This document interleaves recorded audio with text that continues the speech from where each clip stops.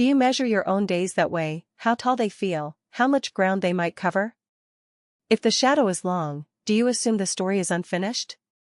That something was tried, tested, tasted, but not fully held? Do candles with big volume remind you of moments when everything felt amplified, urgent, vivid? And do candles with low volume feel like quiet days when even breathing was enough? Do you believe that tall candles always outperform the short ones? Or do you think that sometimes, the smallest moments carry the deepest changes? When you use the measure rule, multiplying height by potential, do you find yourself dreaming of upward targets?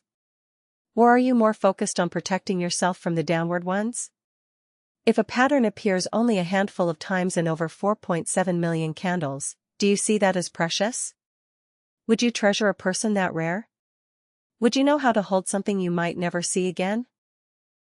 When performance ranks last but reversal rates rank first, do you stay, knowing it may turn but won't go far? Or do you let go and seek another that promises both change and distance? Do you believe that strength often follows a deep fall, that the best uptrends begin after something breaks? And do you feel your own momentum starting to shift, maybe now, maybe soon? When the psychology of a pattern begins with failure, when the bears try to control everything but fail to finish, do you feel the parallel? Have you ever had power in your hands but lost it in the last moment? When you see a Marubozu, strong, shadowless, clear, do you admire it for its honesty? For its lack of hesitation? And when the final candle nestles within the range of the previous one, do you see that as humility, restraint, or preparation? What does it say about us that the strongest reversals come when we've run out of places to hide? Can you live with the knowledge that you may never see this pattern again? That some moments in life, some loves, some trades, some highs, are so rare, so statistically improbable, that you may only meet them once? And if you do, if you meet it, will you recognize it in time? Would you know when to enter, when to exit, when to hold?